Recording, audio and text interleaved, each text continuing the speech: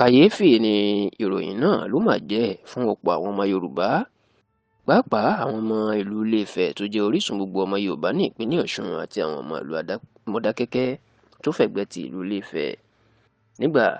tí wọ́n mú gbajúmọ̀ alágbára ìlú Ilé-Ifẹ̀ nì tó jẹ́ baálẹ̀ ìlú Akárabátá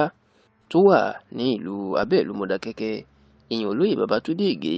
tí ọwọ́ àwọn àjọ tó ń gbógun ti oògùn olóró àti ìlòkulò oògùn olóró, ìyẹn National Drug Law Enforcement Agency NDLEA, tí wọ́n gbé bàbá náà, tó sì jẹ́ pé ó di mímọ̀ pé odidi baálẹ̀ ọkọ̀ ìlú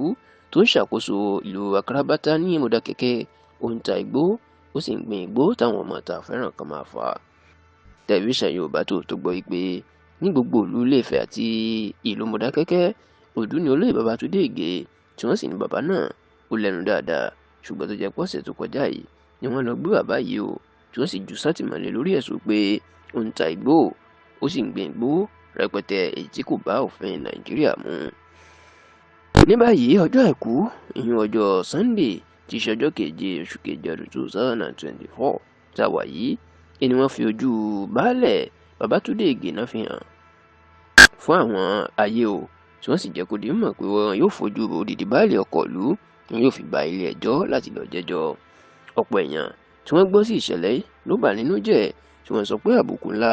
ẹni olóyè Babátúndé Ìgè ló fi kan ilẹ̀ Yorùbá, nítorí pé kò yẹ ká máa fi ojú baálẹ̀ ká máa fi wọn rẹ́rẹ́dẹ̀rẹ̀dẹ̀ báyìí, táwọn kan sì ń sọ wípé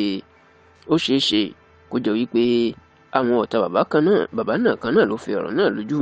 nítorí pé